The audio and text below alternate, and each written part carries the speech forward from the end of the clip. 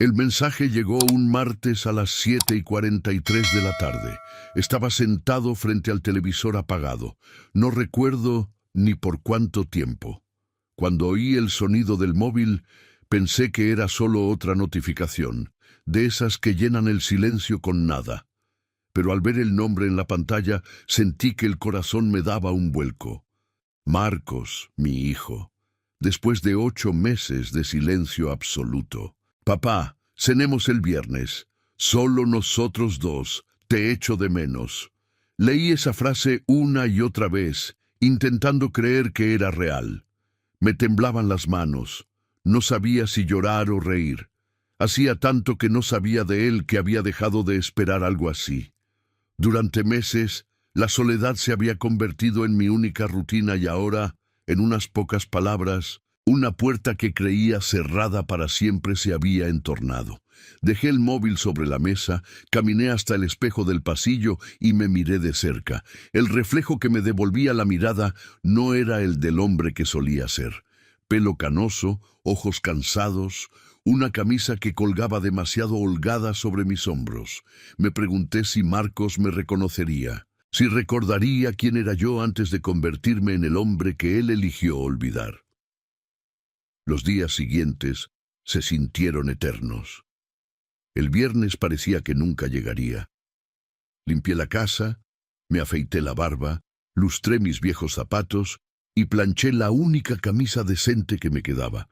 Cada pequeño gesto era una forma de contener la ansiedad y el miedo, porque aunque la invitación sonaba dulce, algo me inquietaba. No era solo el tiempo que había pasado desde la última vez que nos vimos, era la forma en que lo había escrito, demasiado correcto, demasiado medido. Marcos nunca fue de escribir "te echo de menos", pero me aferré a esa ilusión.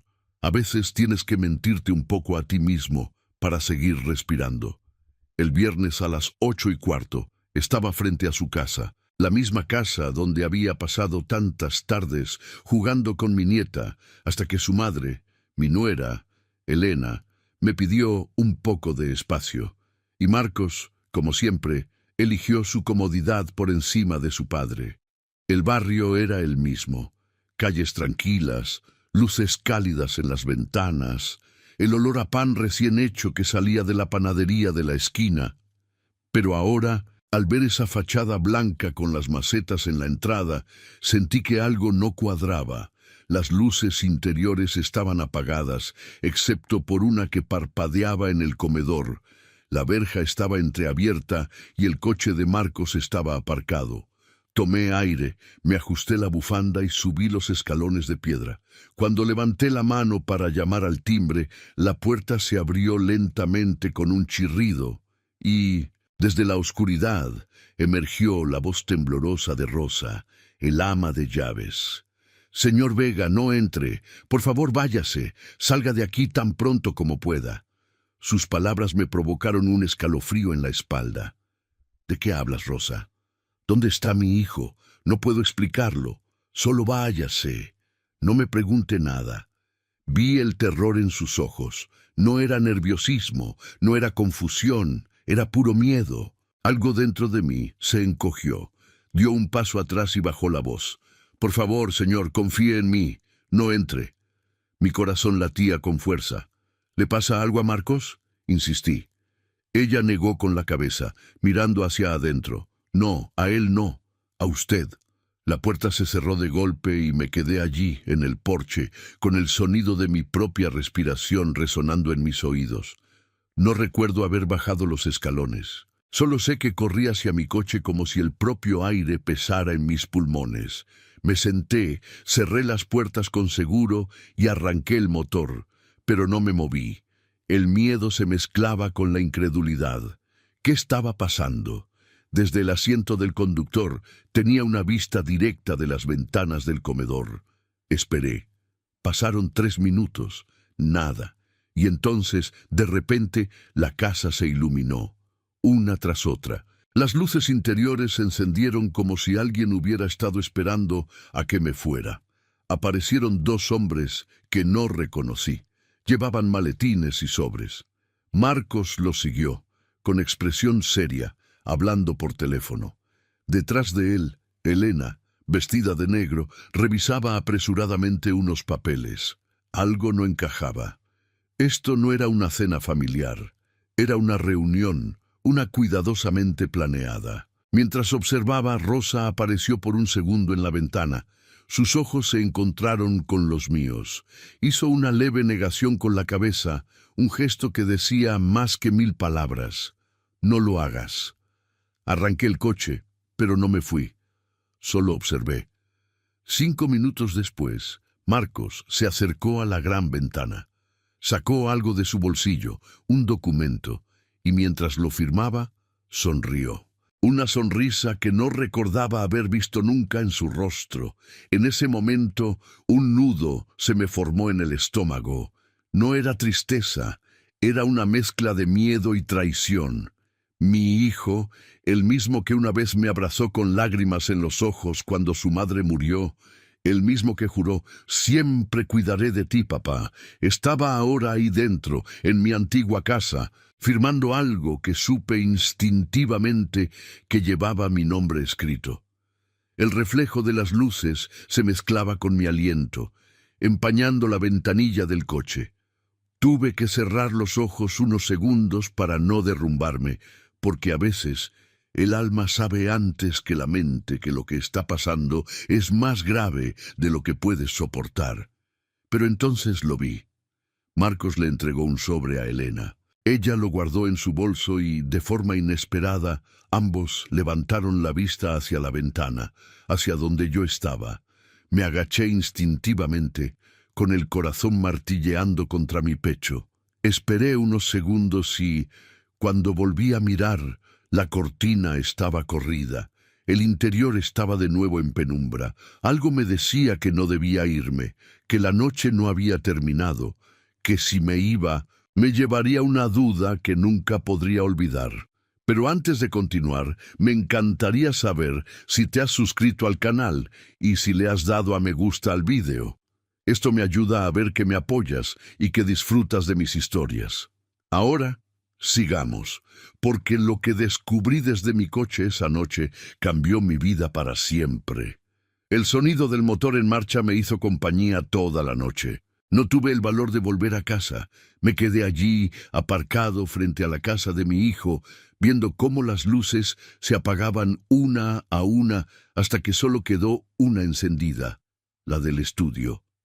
Dentro, Marcos caminaba de un lado a otro, hablando por teléfono. Podía verlo gesticular con esa impaciencia que heredó de mí, pero sin la ternura que su madre solía poner en cada gesto. De repente, arrojó algo sobre el escritorio, se pasó una mano por el pelo y se quedó mirando al vacío. Por un momento, quise creer que en ese silencio había lugar para el arrepentimiento, pero ya era demasiado tarde para esperanzas ingenuas. Mientras lo observaba, los recuerdos empezaron a llamar a la puerta de mi mente uno tras otro, sin ser invitados. Recordé el día en que todo cambió. Fue hace casi 3 años, en esa misma casa, durante una discusión que empezó por algo tan pequeño que ahora parece ridículo: la venta de la vieja finca familiar. Después de que mi esposa, Leonor, muriera, me quedé solo en esa enorme casa. Marcos insistió en que la vendiera, dijo que no tenía sentido mantenerla, que sería más cómodo para mí mudarme más cerca de ellos, pero no pude. Cada rincón guardaba algo de ella: su aroma, su voz, su risa cuando cocinaba torpemente. Venderla habría sido como enterrarla por segunda vez. «Papá», me dijo Marcos ese día con su tono impaciente, «no tiene sentido pagar impuestos por una casa vacía». «No está vacía», le respondí. «Tu madre está aquí. Tu madre ya no está aquí, papá. Eso es lo que tú crees». Elena, su esposa, intervino con esa voz fría que siempre usaba cuando quería sonar razonable. «No es sano vivir en el pasado, señor Vega, y no es sano vivir sin raíces, querida», le contesté. Ella se levantó, molesta, y fue directa al grano. «Marcos tiene razón. Si vendemos, podemos invertir ese dinero. No se trata de borrar recuerdos, sino de aprovechar oportunidades». «¿Nosotros?», pregunté mirándola. ¿O se trata de lo que tú puedes aprovechar? Marcos golpeó la mesa con la mano. Basta, papá, no la ataques. No la estoy atacando, dije. Solo estoy defendiendo lo poco que me queda. Fue entonces cuando le oí decir las palabras que todavía arden en mi alma.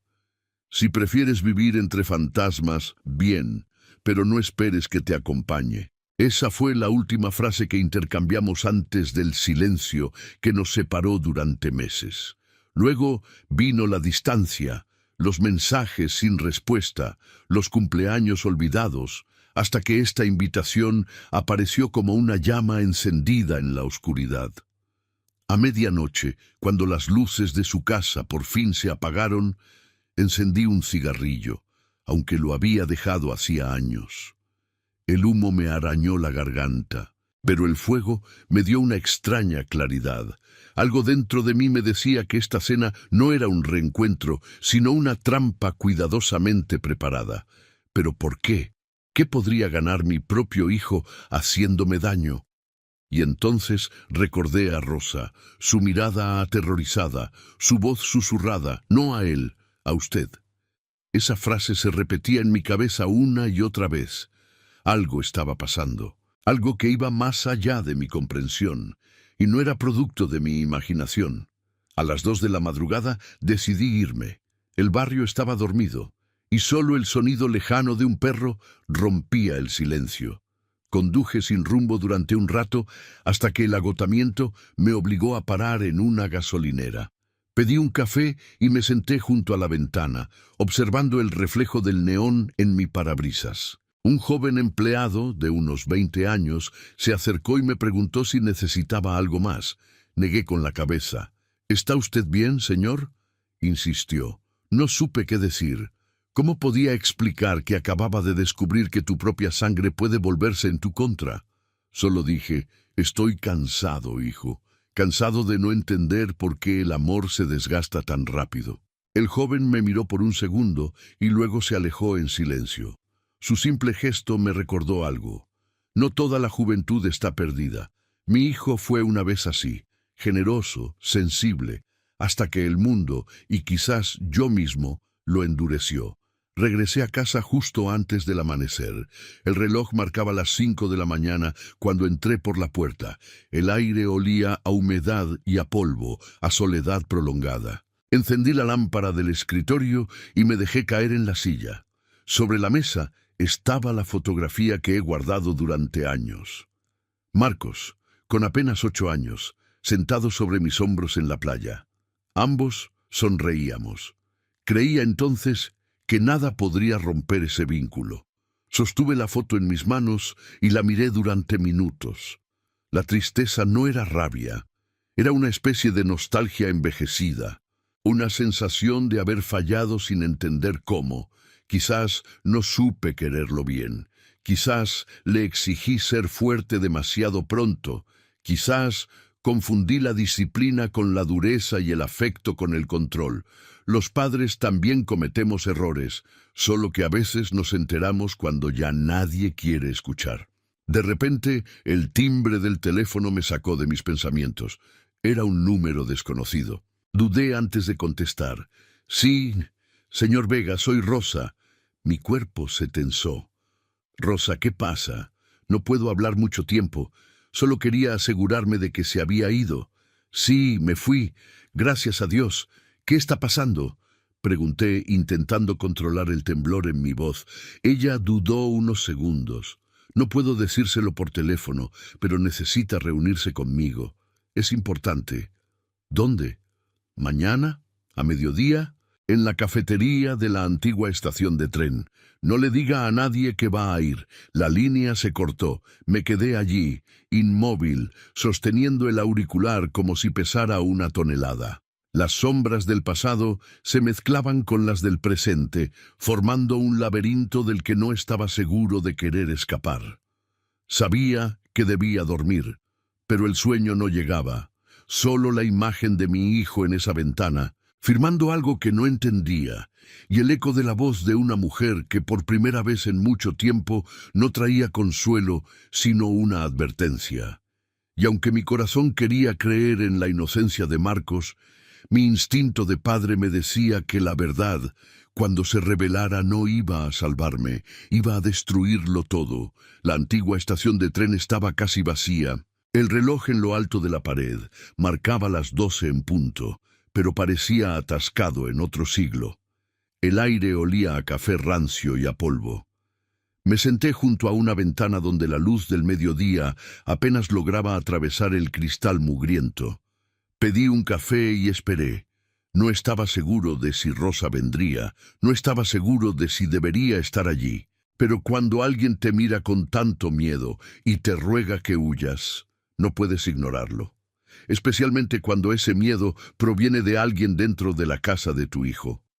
Pasaron 10 minutos, luego 15. El café se había enfriado cuando la vi entrar. Llevaba un abrigo oscuro y gafas de sol que apenas ocultaban su nerviosismo. Miró a su alrededor varias veces antes de acercarse. «Señor Vega», susurró. «Gracias por venir». Se sentó frente a mí sin quitarse el abrigo. Le temblaban tanto las manos que derramó un poco de café al coger su taza. «No pasa nada, Rosa. Nadie nos está vigilando». Ella negó con la cabeza. «Usted no lo entiende. Si me ven con usted, perderé mi trabajo. O algo peor». Esa última palabra me golpeó más que ninguna otra. Peor. «Dime la verdad, Rosa». Intenté sonar firme, aunque el corazón me latía con fuerza. «¿Qué pasa con Marcos? No se trata de él, se trata de todos ellos». «¿Qué quieres decir con todos ellos? Su hijo, su esposa y ese abogado que estuvo en la casa anoche». Me incliné hacia adelante. «Explícame». Tomó una profunda bocanada de aire, como si reuniera valor. «Desde hace semanas, algo extraño está pasando en esa casa. Llegan sobres, llamadas extrañas. La señora Elena me prohibió entrar en el estudio. Y ayer...» Hizo una pausa. «Ayer escuché una conversación que no debía oír». «¿Qué tipo de conversación?» «Una sobre usted, señor». Mi corazón dio un vuelco. «¿Sobre mí?» Rosa asintió. Dijeron que todo tenía que parecer un accidente, que después del viernes nadie sospecharía nada. La sangre se me heló. ¿Un accidente? ¿Qué quieres decir? Querían invitarlo a cenar para... Bajó la voz. Para hacerle daño.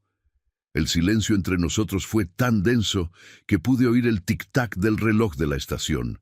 Me llevé las manos a la cara. No quería creerlo. Mi propio hijo. Mi sangre. «No», murmuré. «Tiene que haber un malentendido». Rosa me miró con una mezcla de piedad y miedo. «Ojalá lo hubiera, señor». Pero escuché a su nuera decir que no podían dejar cabos sueltos. «Si ese viejo no firma los papeles, tendremos que solucionarlo de otra manera», dijo ella. Me temblaron los dedos. «¿Qué papeles?» Abrió su bolso y sacó un sobre doblado. «Encontré esto en la cocina». Estaba en una carpeta con su nombre. Me lo entregó con manos temblorosas. Dentro había copias de documentos notariados. El encabezado decía: «Cesión de derechos patrimoniales, Julián Vega». Las firmas al final eran mías, o al menos parecían mías. «Pero yo nunca firmé esto», susurré. «Lo sé», asintió Rosa. «Por eso le dije que se fuera. Si hubiera entrado esa noche, no estaría aquí hablando conmigo». Me sentí mareado. El mundo dio vueltas por un segundo y tuve que agarrarme a la mesa para no caer. Miré los papeles, incrédulo. No podía entender cómo se había llegado a esto. «¿Quién es este abogado?», pregunté. «Un hombre llamado Roberto Salas.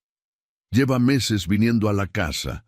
Su hijo dice que es su asesor financiero, pero en realidad está ayudando a su esposa a transferir todo a otra cuenta». «¿A nombre de quién?». «De ella y de una empresa que no existe». Me quedé en silencio. En mi cabeza las piezas empezaban a encajar. Los meses de silencio, las llamadas que nunca contestó, el tono forzado de la invitación.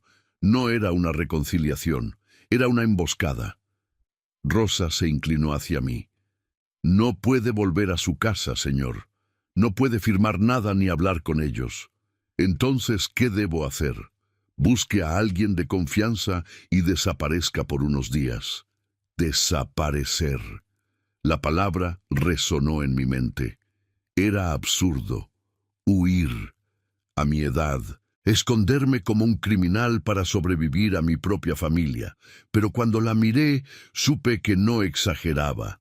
El miedo en sus ojos era real. Y mi hijo, el mismo niño que una vez me dijo, «Quiero ser como tú, papá», había dejado de existir. Salimos juntos de la cafetería. El sol se estaba poniendo, pintando los adoquines de un tono ámbar. Rosa caminaba rápido, mirando de un lado a otro. Antes de irse, me apretó la mano. «No confíe en nadie, señor, ni siquiera en su hijo». La vi alejarse, desapareciendo entre la multitud. Me quedé allí, sintiendo que algo dentro de mí se había roto. No era solo la confianza o la seguridad, era mi propia identidad como padre. Arranqué el coche y conduje sin rumbo. Las palabras de Rosa resonaban en mi cabeza. Después del viernes nadie sospecharía nada. Esa frase me perseguía. Si no hubiera hecho caso a su advertencia, podría estar ya muerto. Llegué a casa tarde esa noche, encendí la luz del salón y abrí los documentos una vez más. Miré mi firma falsificada. Era perfecta, idéntica a la mía. El trazo, la inclinación, incluso la presión del bolígrafo. Me quedé mirando el papel, tratando de entender en qué momento había dejado de conocer a mi propio hijo. De repente, algo me sacudió. Al final del contrato, en letra pequeña, había una fecha, sábado, 9 de julio, el día después de la cena. Esa era la fecha en la que planeaban presentar mi sesión ante el notario. Lo tenían todo planeado, mi muerte, mi firma, mi desaparición.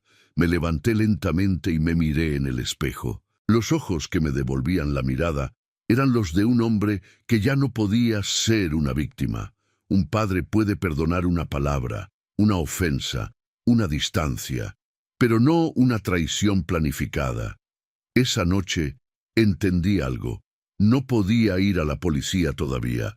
No podía actuar sin pruebas y, lo más importante, no podía dejar que supieran que estaba vivo.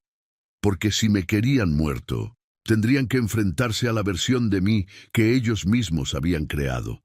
Un hombre sin miedo, un padre que lo había perdido todo y que ahora no tenía nada que perder.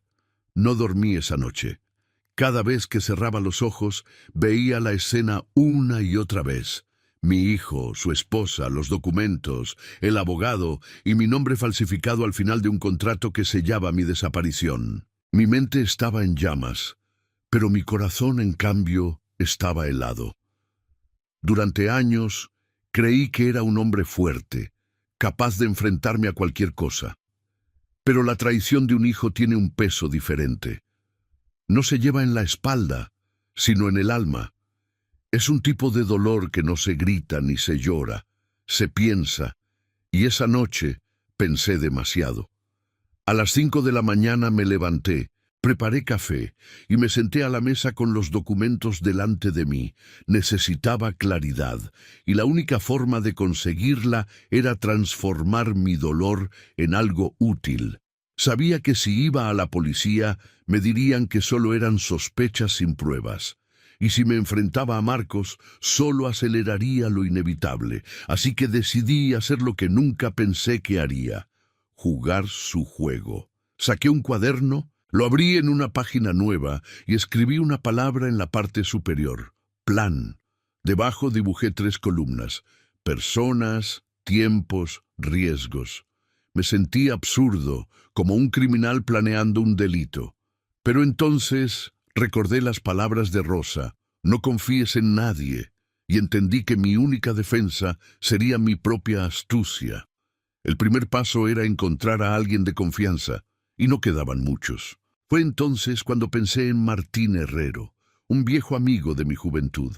Habíamos trabajado juntos décadas atrás en la empresa de ingeniería donde conocí a Leonor, mi difunta esposa. Martín siempre fue un hombre discreto, leal y con una mente aguda para los detalles legales. Después de jubilarse, se mudó a una pequeña casa en el campo, a pocos kilómetros de la ciudad. Lo llamé a media mañana. Tardó un momento en contestar. «¿Julián?» Su voz era ronca, sorprendida. «Por Dios, pensaba que estabas en otro país». «Ojalá lo estuviera, Martín», le respondí con amargura. «Necesito verte. ¿Es tan grave? Digamos que es una cuestión de vida o muerte». Hubo un silencio al otro lado. Luego su voz se volvió seria. «Ven esta tarde. No le digas a nadie». El viaje a su casa fue largo y silencioso. La carretera serpenteaba entre campos secos y árboles retorcidos por el viento. Mientras conducía, repasaba cada palabra que Rosa me había dicho. Cada detalle podía ser una pista, cada recuerdo una advertencia. Cuando llegué, Martín me esperaba en el porche con su sombrero de siempre y una taza de café. En cuanto me vio, me abrazó. «Sigues teniendo ese mismo olor a café y a tristeza», bromeó. Sonreí por primera vez en días. «Y tú sigues oliendo a tierra y a consejos duros». Nos sentamos junto a la chimenea. Le conté todo, sin dejarme nada. El mensaje de mi hijo, la advertencia de Rosa, los documentos falsificados. Martín escuchó sin interrumpir, removiendo lentamente el café en sus manos. Cuando terminé, se quedó en silencio unos segundos. «Así que quieren matarte», dijo finalmente con una calma escalofriante. «Parece que sí. ¿Y qué piensas hacer?» «Sobrevivir». Se recostó en su silla cruzando los brazos. «Eso suena bien, pero necesitarás más que suerte. Necesito tu ayuda. Sabes que la tienes». Le mostré los papeles. Martín los leyó con atención y asintió. «Esto es una falsificación profesional. No cualquiera podría replicar una firma así. ¿Puedes rastrear de dónde vino?» «Con tiempo, sí, pero primero tenemos que protegerte». «¿Protegerme cómo?» «Desapareciendo». «¿Qué? Si creen que estás fuera de juego, bajarán la guardia. Es la única forma de atrapar a una serpiente, dejar que crea que ya ha atacado». Lo miré fijamente. La idea era tan absurda como brillante. «¿Y cómo se supone que voy a desaparecer?», pregunté. Martín sonrió con esa astucia que solo tienen los viejos listos. «Déjamelo a mí. Tengo contactos en la funeraria local. Si te animas, podemos organizar un pequeño accidente doméstico mañana». «¿Estás hablando de fingir mi muerte?» «Exactamente». La idea me revolvió el estómago, pero cuanto más lo pensaba, más sentido tenía. Si Marcos y Elena planeaban quedarse con mi patrimonio, verían mi supuesta muerte como la oportunidad perfecta. Y mientras ellos se hundían en sus propias mentiras, yo podría observarlos desde la sombra. Me quedé a dormir en casa de Martín. Me preparó una habitación sencilla con una cama de madera y una manta gruesa. Antes de acostarme, saqué la foto de mi esposa y la coloqué sobre la mesa. «Leonor», susurré, «nunca quise que terminara así, pero no puedo seguir siendo el padre que espera. Ahora tengo que ser el hombre que actúa». Apagué la lámpara y me quedé mirando el techo. El silencio del campo era absoluto. Por primera vez en semanas no sentía miedo, sino una extraña sensación de control. Era como si la vida me hubiera devuelto el volante después de un largo naufragio. Al amanecer, Martín entró con un termo de café y un sobre. «Aquí tienes todo lo que necesitarás», dijo, dejándolo sobre la mesa.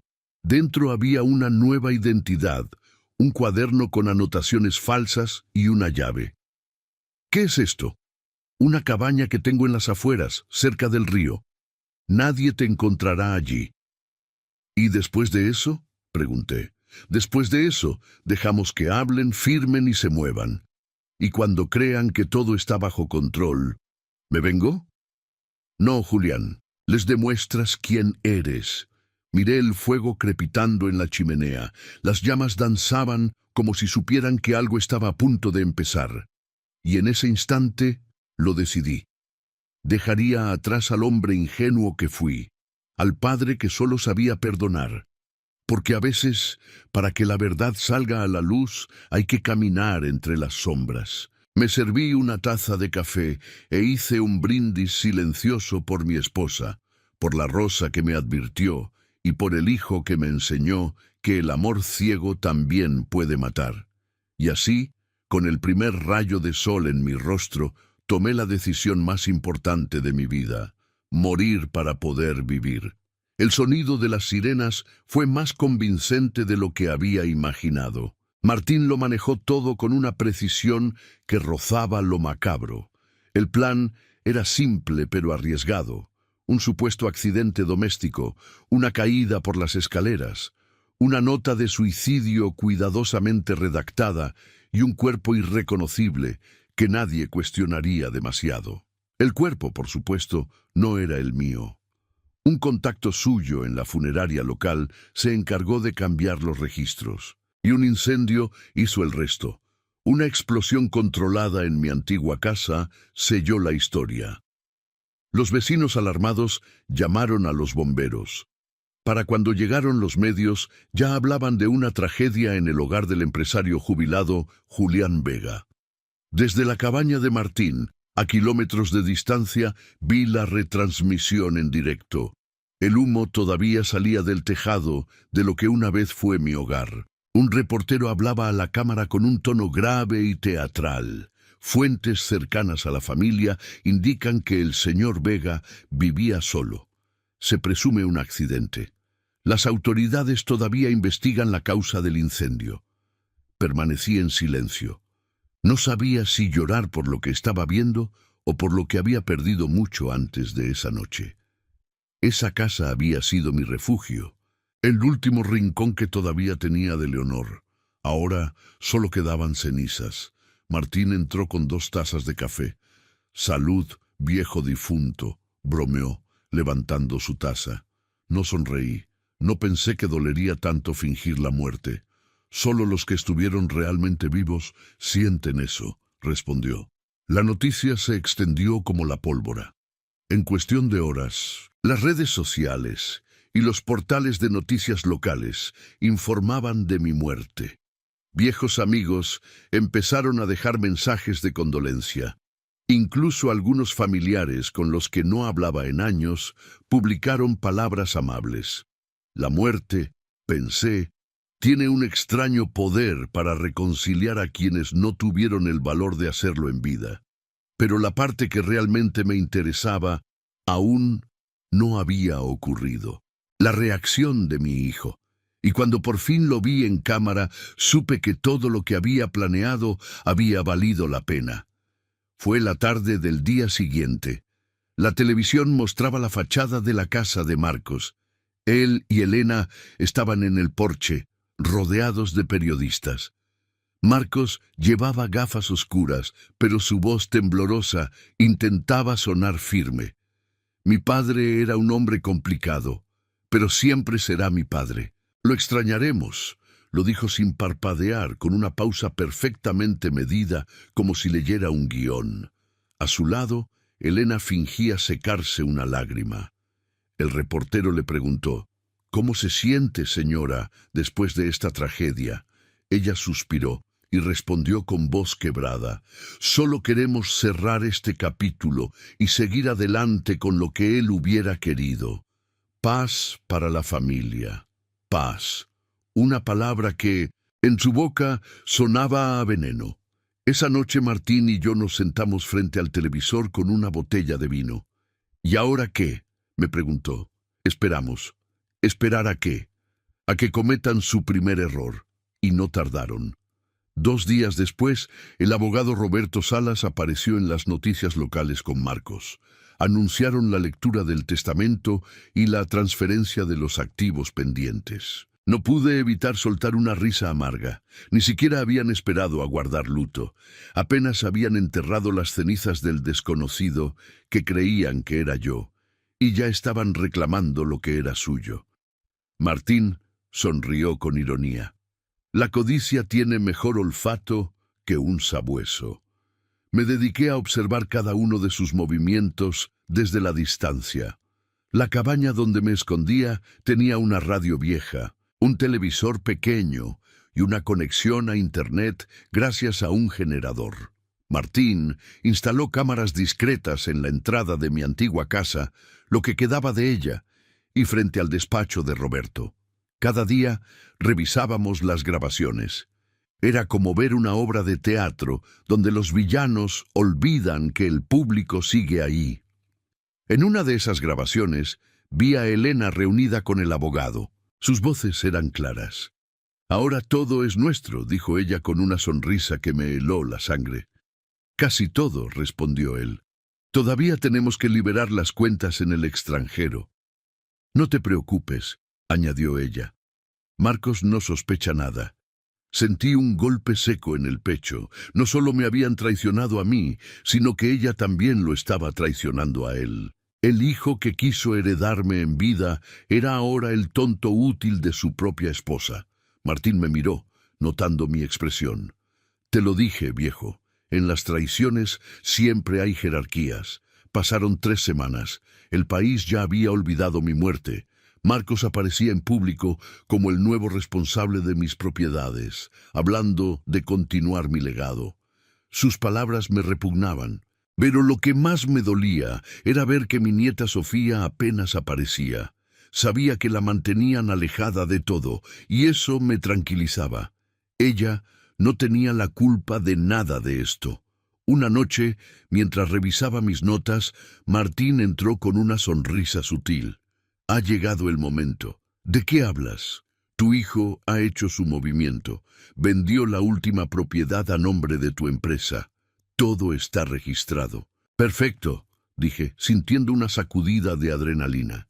«Entonces, ¿empezamos?» Asentí. «Sí, es hora de que el muerto hable». A la mañana siguiente enviamos 3 sobres desde diferentes oficinas de correos, sin remitente. Uno para el fiscal, otro para un periodista y el último para Marcos. Dentro de cada uno había copias de los documentos falsificados, las grabaciones de Elena y el abogado y un mensaje escrito de mi puño y letra. «No todas las muertes son el final. Algunas son el principio de la verdad». Mientras cerraba el sobre, sentí que algo dentro de mí también se cerraba. El miedo, la humillación, la impotencia, todo quedaba atrás. Me miré en el pequeño espejo del baño de la cabaña. El rostro que vi ya no era el de un hombre derrotado. Era el de un padre dispuesto a reclamar su nombre, aunque eso significara seguir muerto para el mundo. Pero antes de continuar, dime aquí en los comentarios qué te está pareciendo esta historia hasta ahora y qué harías tú en mi lugar. No te vayas del vídeo, porque lo que viene ahora te pondrá la piel de gallina, pues el verdadero infierno aún estaba por empezar. El silencio cuando estás vivo pero el mundo te cree muerto suena diferente. No es paz, es un eco hueco, como si el universo respirara sin ti. A veces me sorprendía hablando solo o respondiendo en voz alta a los presentadores de noticias. Martín se reía y decía que la muerte me estaba volviendo un filósofo, pero en el fondo, en lo que me estaba convirtiendo, era en humano de nuevo. Llevaba un mes escondido en la cabaña cuando llegaron las primeras consecuencias de mis sobres. La prensa explotó. Titulares en todos los portales. Surgen nuevas dudas sobre la muerte del empresario Julián Vega. Documentos filtrados implican al hijo en tramas financieras, una viuda falsa y un abogado bajo la lupa. Ver sus caras en la televisión, rodeados de micrófonos, intentando defender lo indefendible, me provocaba una mezcla de risa amarga y lástima. Marcos parecía pálido, con profundas ojeras. Elena, en cambio, mantenía la compostura de quien no conoce la vergüenza. Mientras los periodistas los acorralaban con preguntas, él balbuceaba. Ella mentía con una serenidad que solo da la costumbre. «Todo esto es un malentendido», decía. «Mi suegro firmó esos documentos en vida. Estas acusaciones son crueles». Pero las pruebas hablaban más alto que cualquier discurso. Y mientras ellos se hundían, yo permanecía en silencio, observando desde el exilio que me había creado. Sin embargo, no todo era satisfacción. Las noches me pesaban. Dormir en una cama extraña, con el viento sacudiendo las ventanas y el reloj marcando horas sin sentido, me hacía pensar demasiado. ¿En qué momento un padre y un hijo se pierden así? ¿Cuándo el amor deja de ser amor y se convierte en un cálculo? Recordaba a Marcos de niño, corriendo por los pasillos de la vieja casa, riendo con la inocencia de quien no conoce la codicia. Le había enseñado a montar en bicicleta, a escribir su nombre, a no mentir nunca, y ahora había firmado mi sentencia de muerte, no por odio, sino por ambición. Esa era la herida más profunda, saber que su traición no nacía del desprecio, sino del deseo. Una noche, mientras revisaba los informes que Martín obtenía de sus contactos, encontré un dato que me heló la sangre. Mi nieta, Sofía, estaba en el hospital. Había sufrido una crisis nerviosa en el colegio. Nadie se lo dijo a la prensa, pero el informe médico lo confirmaba. Me quedé mirando el papel sin aliento. «No puede ser», murmuré. Martín levantó la vista de su escritorio. «¿Qué pasa?» Le mostré el documento. Lo leyó en silencio. «La niña no entiende lo que está pasando», dijo con pesar. «Perder a su abuelo, ver a sus padres en la tele.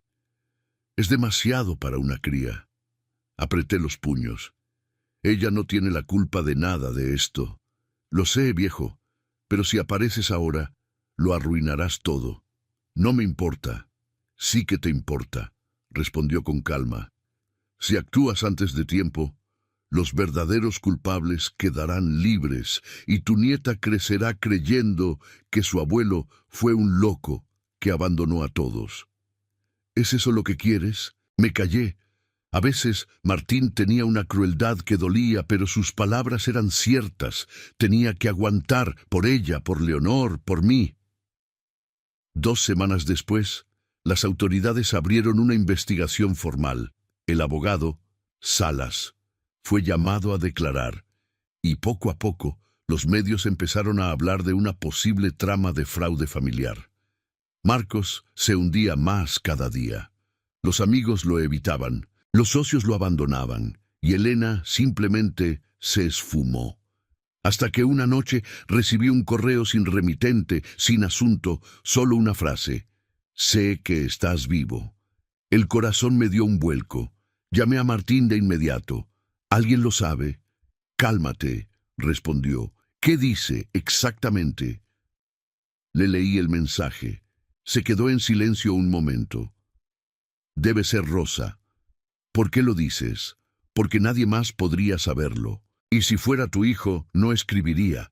Vendría a buscarte». Mi alivio duró poco.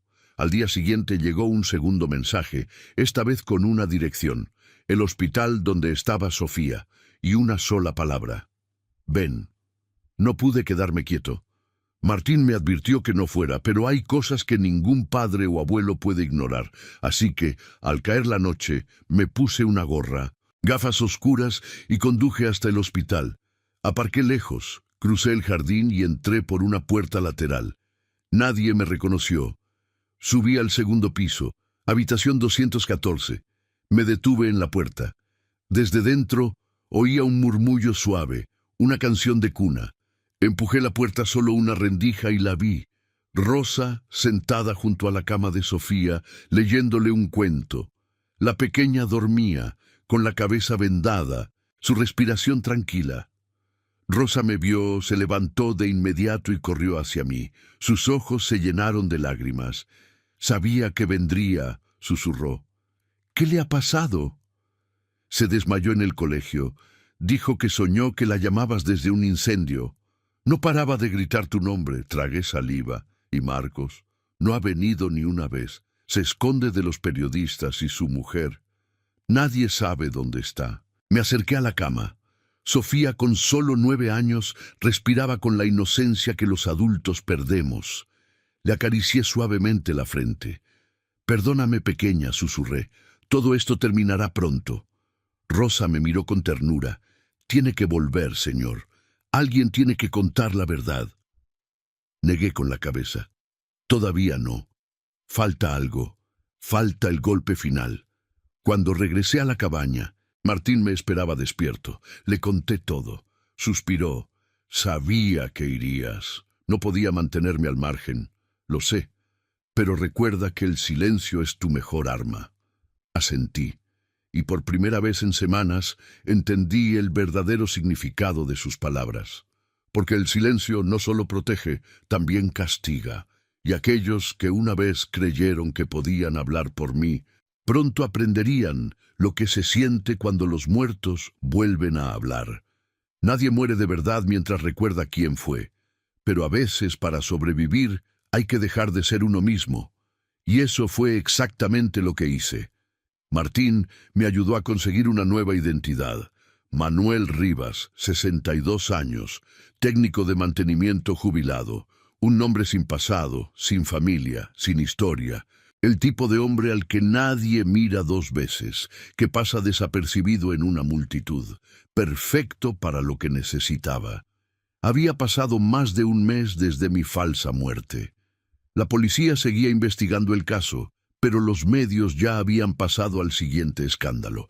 Mi hijo seguía hundiéndose en un mar de ruina pública y su mujer había desaparecido del mapa, o eso creía yo. Hasta que una mañana, mientras leía el periódico en la cabaña, un titular me dejó helado. Elena Ramírez, viuda del empresario Julián Vega, reaparece como nueva inversora en el grupo Edan, propiedad de su difunto suegro.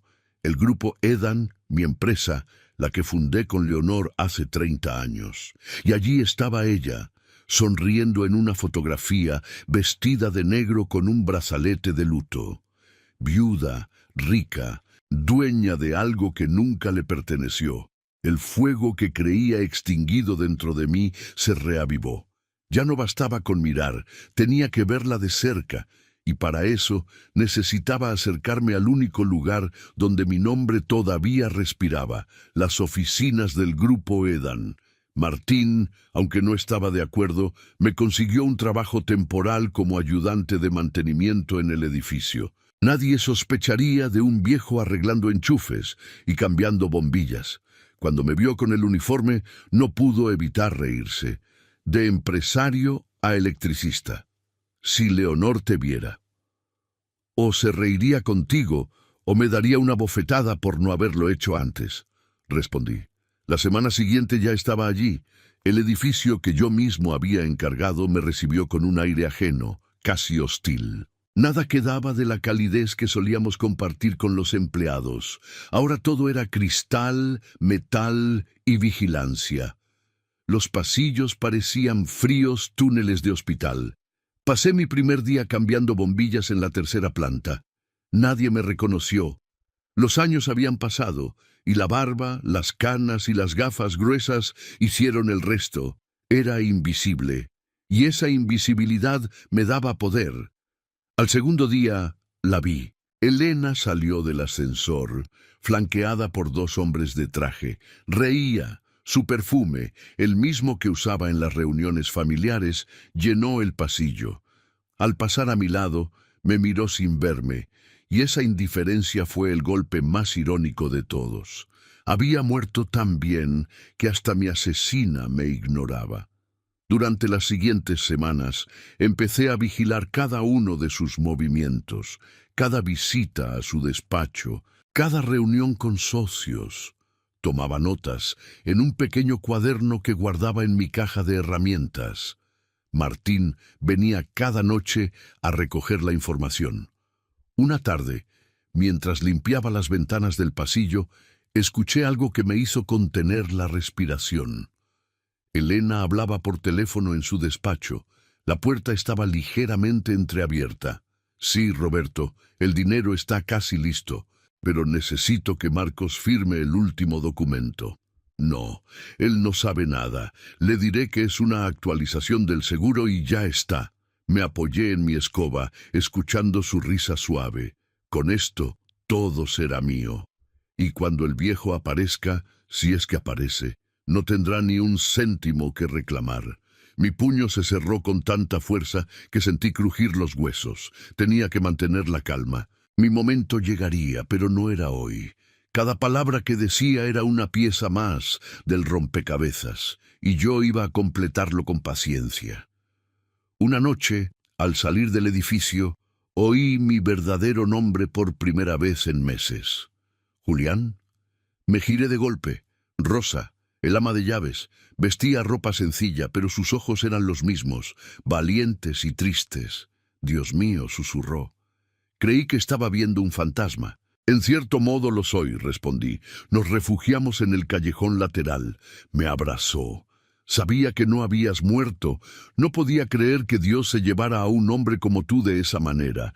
Estoy vivo, Rosa, pero necesito que sigas fingiendo que no lo sabes. ¿Qué vas a hacer ahora? Terminar lo que ellos empezaron. Le conté mi infiltración, sin entrar en demasiados detalles.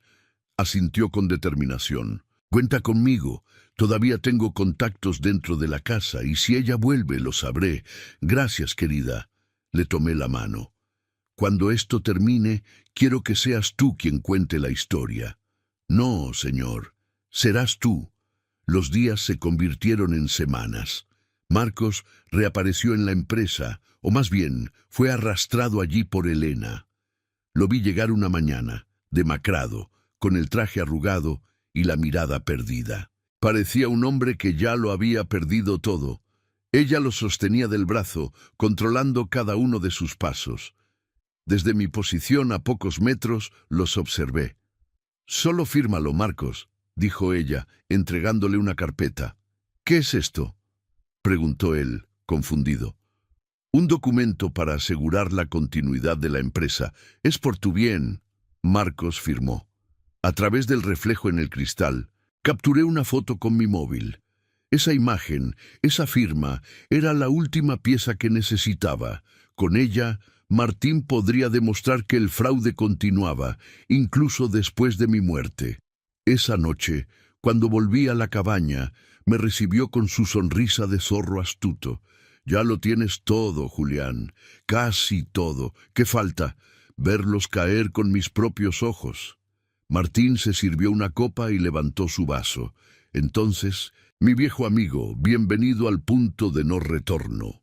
Brindamos en silencio. El fuego crepitaba en la chimenea, y comprendí algo. Ya no era Julián Vega.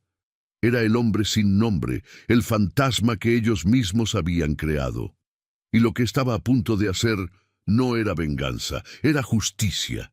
Toda casa empieza con un silencio, una espera, una respiración contenida. Durante meses, ellos me habían cazado a mí, creyendo que era un obstáculo, un viejo fácil de borrar, pero ahora el cazador era yo. Y la primera regla de un buen cazador es dejar que la presa entre voluntariamente en la trampa. Martín me ayudó a preparar cada detalle. El plan tenía que ser tan meticuloso como el suyo, pero con una diferencia. El mío no pretendía destruir vidas inocentes, sino revelar verdades ocultas. La justicia no siempre se encuentra en los tribunales. A veces hay que construirla con las propias manos. El primer paso fue sembrar la duda. Usando una cuenta anónima, enviamos a Elena y a Marcos un correo idéntico. «Sé lo que le hicisteis a Julián Vega. No todo quedó enterrado. Si queréis mantener vuestra historia intacta, preparaos para pagar». Adjuntamos una foto, la de la firma falsificada que Marcos había hecho días antes. Sabíamos que eso bastaría para desatar el pánico. Esa misma tarde, desde mi puesto en el edificio, observé cómo ambos llegaban por separado, agitados, mirando por encima del hombro. Ella fue directa al despacho del abogado Roberto Salas. Él, en cambio, se encerró en su oficina y no salió en más de 3 horas. Cuando finalmente apareció, su mirada estaba perdida, su rostro pálido. Era el rostro de un hombre que empieza a comprender que los muertos también pueden hablar. Durante los días siguientes, los correos continuaron, cada uno con un tono diferente, más directos, más amenazantes. Martín elaboraba los mensajes con precisión quirúrgica mientras yo los revisaba palabra por palabra. El objetivo no era extorsionarlos, sino acelerar su derrumbe moral, dejar que el miedo los obligara a exponerse. Y funcionó. Marcos empezó a cometer errores. Vendió acciones precipitadamente. Transfirió dinero a cuentas que ya estaban siendo vigiladas. Y Elena, sintiendo que perdía el control, intentó contactar con Roberto para retirar lo que quedaba. No sabía que el propio Roberto ya estaba bajo investigación. Gracias a los documentos que habíamos enviado a la fiscalía semanas antes, el cerco se estaba cerrando. Una mañana, mientras limpiaba las ventanas del 10º piso, oí un grito. Era Marcos. La puerta de su despacho se abrió de golpe y lo vi lanzar una carpeta al suelo. ¡No puede ser! Esto no puede estar pasando. Elena lo siguió, fingiendo calma. Tranquilo, cariño, lo solucionaremos. ¿Solucionarlo?, dijo él fuera de sí. Nos están cercando. ¿Alguien sabe lo de papá? Ella cerró la puerta y bajó la voz. Cállate. Si alguien te oye, estamos acabados. Me quedé quieto, fingiendo concentrarme en mi trabajo, pero cada palabra me llegaba con claridad. Dijiste que todo estaba bajo control, gruñó Marcos. Lo estaba, hasta que decidiste confiar en Roberto. No me culpes, fuiste tú quien... El resto de la frase se perdió cuando la puerta se cerró de golpe, pero no necesité oír más. Ya se estaban destruyendo mutuamente. Mi trabajo era simplemente dejar que el miedo hiciera el resto. Esa noche en la cabaña, Martín me mostró una carpeta llena de documentos. Con esto es suficiente para hundirlos legalmente, dijo. Eran copias de transacciones, correos interceptados, declaraciones juradas. Cada pieza encajaba a la perfección. Solo quedaba el golpe final, la exposición pública. ¿Vas a hacerlo?, me preguntó.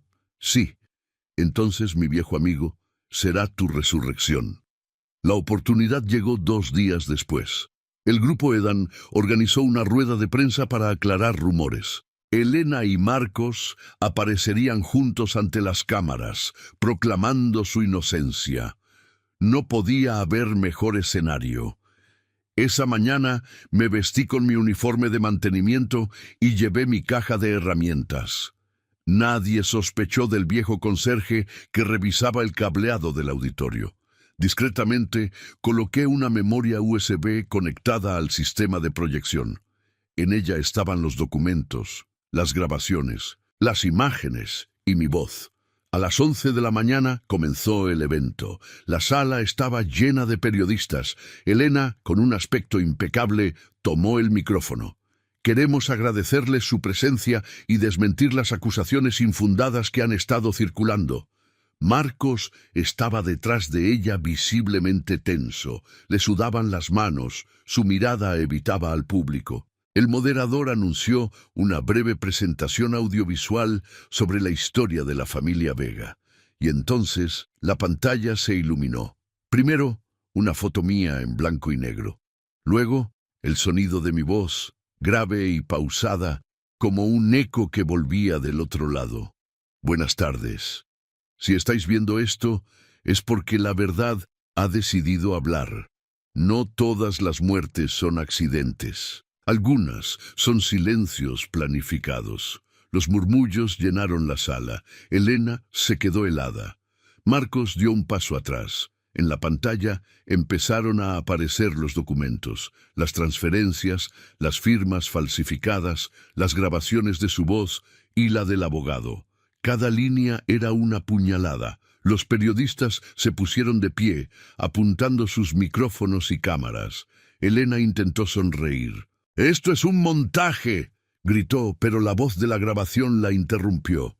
«Con esto todo será mío, y cuando el viejo aparezca no tendrá ni un céntimo». La sala estalló. Marcos, temblando, intentó apagar el proyector, pero la presentación continuó. La diapositiva final. Una foto reciente mía, tomada desde la cabaña, mirando al horizonte, con un texto final. Julián Vega está vivo. El caos fue inmediato. La prensa se abalanzó sobre la pareja. Los guardias de seguridad intentaron cortar la retransmisión, pero ya era tarde. Martín había hecho su parte. La señal se estaba emitiendo en directo por Internet. En cuestión de minutos, todo el país sabía que el muerto había regresado. Yo, desde un rincón oscuro del auditorio, me quité lentamente la gorra. Por un momento, Marcos levantó la vista y nuestras miradas se cruzaron. Su rostro se puso blanco. No gritó, no corrió, no dijo una palabra. Simplemente comprendió. Y en ese silencio supe que mi venganza estaba completa. Esa noche volví a la cabaña. Martín esperaba con un vaso de whisky servido. «¿Y bien?», preguntó. «La trampa está cerrada». «¿Y cómo te sientes?» «Cansado». «Eso es la justicia, viejo. Nunca sale gratis». Me quedé mirando el fuego. No sentía alegría, ni triunfo, ni alivio, solo un profundo cansancio, como si cada año de mi vida hubiera vuelto de golpe. Pero dentro de ese agotamiento había algo nuevo, paz. Porque a veces el silencio no es el final, es la forma más perfecta de gritar. La ciudad estaba en silencio esa noche, o al menos eso parecía desde la ventana de la cabaña, mientras el viento susurraba entre las ramas del eucalipto que custodiaba el porche. En las noticias hablaban de mí como si fuera un mito. Julián Vega está vivo, según fuentes anónimas. Escuchaba sus voces y sonreía con tristeza. Sí, estaba vivo, pero ya no era el mismo. El hombre que mi hijo conoció había muerto el día que lo vi firmar mi sentencia. Martín me observaba desde el sillón. «Tarde o temprano tendrás que enfrentarte a él», dijo, sin apartar la vista del fuego. «Lo sé. ¿Y qué harás cuando lo veas? Dependerá de lo que vea en sus ojos. ¿Y si no ves arrepentimiento? Entonces veré por última vez al niño que perdí. No tuve que buscarlo. Vino a mí». 2 días después de la rueda de prensa, Marcos apareció en la cabaña. No sé cómo me encontró. Quizás lo guió el mismo instinto que una vez nos conectó. Eran las 6 de la tarde. Estaba cortando leña cuando oí el crujido de la grava bajo los neumáticos de un coche. Me giré. Salió lentamente, sin prisa, sin orgullo, sin máscara. Llevaba una chaqueta vieja, el rostro demacrado, los ojos hundidos. Por un momento, el tiempo retrocedió 20 años. Vi al joven, que una vez me pidió ayuda con su primer trabajo, pero ese recuerdo se desvaneció cuando dijo, «Papá». La palabra me atravesó como un cuchillo. Hacía tanto que no la oía. Dejé el hacha a un lado. «No sabía si vendrías», dije. «Yo tampoco». Se acercó lentamente, con las manos vacías. Nos quedamos frente a frente. El silencio entre nosotros era más pesado que todo lo que había pasado. «Así que estás vivo», dijo finalmente. «Más que nunca. ¿Por qué hiciste todo esto? Para ver hasta dónde llegaría tu silencio». Sus labios temblaron. «No sabes cómo fue, papá». «Elena». «No digas su nombre», interrumpí. «No te atrevas a esconderte detrás de ella». «No fue tan simple», insistió, bajando la mirada. «Solo quería saldar las deudas, empezar de nuevo». Ella me convenció de que lo entenderías, de que no te haría daño. ¿Y firmar mi sentencia de muerte era parte de ese entendimiento? Marcos se encogió. «No sabía qué era eso», murmuró. «Pensé que solo eran papeles. Los papeles siempre dicen la verdad.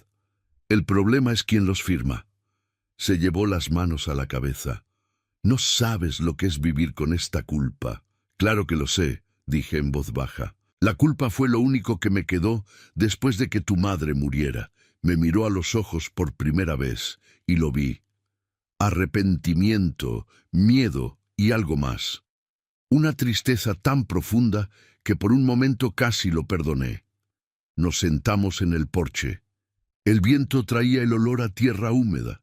Marcos habló durante mucho tiempo. Me contó la presión, las deudas, la manipulación de Elena, el miedo a perderlo todo. Escuché en silencio, no lo interrumpí ni una vez. Cuando terminó, me quedé callado. ¿Y todo eso justifica intentar borrar a tu propio padre? No, susurró, pero es lo que hice. Asentí lentamente. Sabes, Marcos, cuando eras un niño, Tu madre solía decir que tenías un don, la capacidad de convencer a la gente con la mirada. Y lo usaste bien. Me convenciste de que todavía quedaba algo bueno en ti. Papá, no. Déjame terminar. Tomé aire. No planeé esto para humillarte. Lo hice porque necesitaba ver si el hijo que crié seguía dentro de ti, si ese niño aún podía sentir vergüenza. Se cubrió la cara con las manos. Las lágrimas empezaron a caer. Las siento todos los días, desde que vi esa rueda de prensa, desde que oí tu voz en esas grabaciones. No he dormido, no he comido, no he tenido paz. Me quedé en silencio. Por primera vez no vi al traidor. Vi al hombre roto que mis propios errores habían ayudado a crear. ¿Y qué harás ahora?, preguntó levantando la vista. Nada, dije. Ya os habéis destruido vosotros mismos. La justicia se encargará del resto. ¿Y tú? Yo ya obtuve lo que necesitaba. Se levantó lentamente. No sé cómo vivir con esto. Aprende, le respondí, o muere de verdad. Pero si eliges vivir, hazlo bien. No por mí, por Sofía. Su nombre lo hizo temblar. ¿Cómo sabes lo de ella? Porque sigo siendo su abuelo, aunque tú lo olvidaras. Marcos se derrumbó llorando. La he llevado a un terapeuta. Sigue soñando contigo. Dice que la llamas desde un incendio. Quizás lo hago, murmuré. Quizás estoy intentando despertarla antes de que sea demasiado tarde. Me miró con desesperación. «Me perdonarás. Eso no me corresponde a mí. Entonces, ¿a quién? Al tiempo y al hombre que decida ser mañana». Se quedó un rato más, sin hablar. Cuando se fue, el cielo ya estaba oscuro. El sonido de su coche al alejarse se mezcló con el canto de los grillos. Mi alma se sentía cansada, pero también ligera. Por primera vez en años no había ira, solo vacío. Martín salió al porche con 2 vasos y una botella. ¿Y bien? Ya no queda odio, dije. ¿Es eso bueno? No lo sé, pero es suficiente. Nos quedamos mirando las estrellas y comprendí que la justicia que había buscado no era la de los tribunales, sino la de una mirada, la que no absuelve ni condena, sino que simplemente revela. Al día siguiente recibí un mensaje en el móvil. Era de Marcos. Solo 3 palabras. «Gracias por verme». Respondí con otras 3. «Hazlo por ella». Apagué el teléfono y salí al jardín. El sol de la mañana caía sobre la madera húmeda del porche. Por primera vez en mucho tiempo, respiré sin miedo, porque comprendí que algunas guerras no se ganan cuando el enemigo cae, sino cuando dejas de odiarlo. El invierno llegó antes ese año. Las hojas de los álamos cayeron antes de tiempo, y el aire tenía ese aroma que anuncia que algo está terminando. A veces pienso que la naturaleza sabe más que nosotros. Entiende los finales sin miedo, sin ruido, sin explicaciones. Yo, en cambio, necesitaba cerrar el mío con palabras. Había pasado un mes desde la visita de Marcos. No había vuelto a saber de él, pero su silencio ya no me dolía. Por primera vez en mucho tiempo, comprendí que el silencio no siempre es desprecio. A veces es redención. Y eso era suficiente. Martín se había ido unos días a visitar a su hijo, así que la cabaña estaba en calma.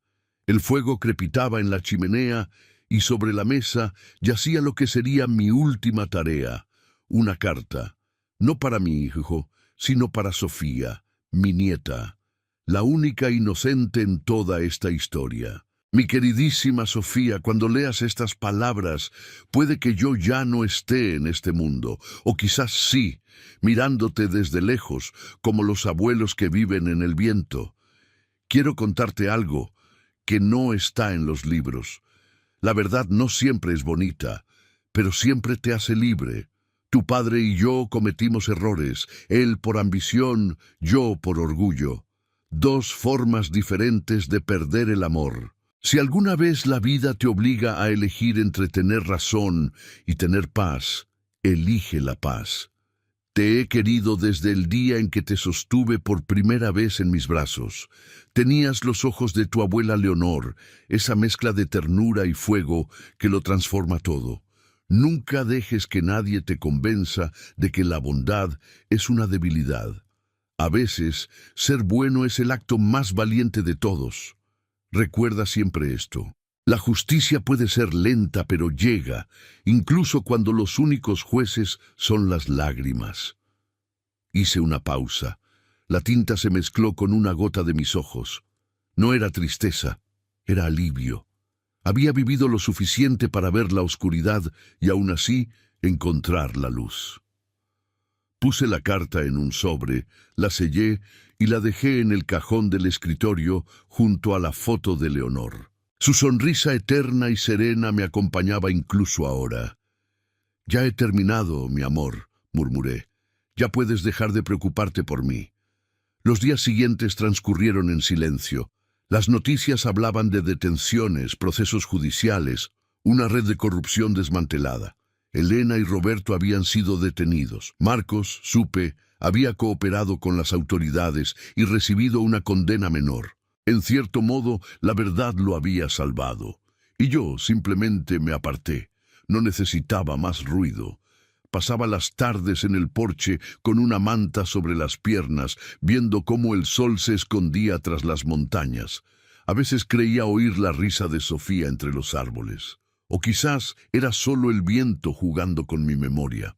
Una tarde, mientras el cielo se teñía de naranja, un coche se detuvo frente a la cabaña. Reconocí la silueta antes incluso de verla con claridad. Era Rosa. Tenía un sobre en la mano. «Buenas tardes, señor Vega», dijo, sonriendo con esa mezcla de respeto y cariño que siempre tenía. «Buenas tardes, querida. ¿Qué te trae por aquí?» «Esto», dijo, entregándome el sobre. Me lo dio una niña con una trenza y un cuaderno lleno de dibujos. Dijo que era de su abuelo favorito. Lo tomé sin palabras. Dentro había una carta escrita con letra infantil. «Abuelo, mamá dice que estás de viaje. Anoche soñé contigo. Me decías que el invierno no da miedo, que solo hace falta una manta y un cuento bonito. Cuando vuelvas, quiero que me lo cuentes. Te quiero hasta la luna y más allá, Sofía».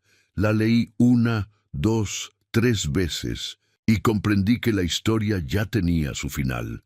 No el de los tribunales, no el de la venganza, sino el que de verdad importa, el del perdón.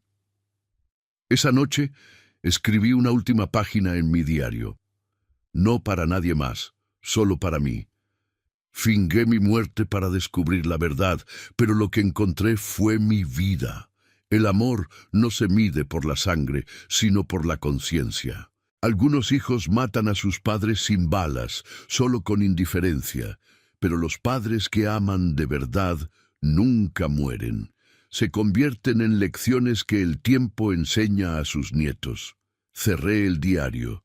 El fuego crepitaba, y cada chispa que se elevaba me recordaba que no hay final triste cuando se aprende a soltar. Martín regresó esa misma noche. Trajo vino y pan tierno. «Bueno, viejo fantasma», bromeó. «¿Qué escribirás ahora que la historia ha terminado?» «Nada», dije. «Ya no queda historia que contar, solo recuerdos que cuidar».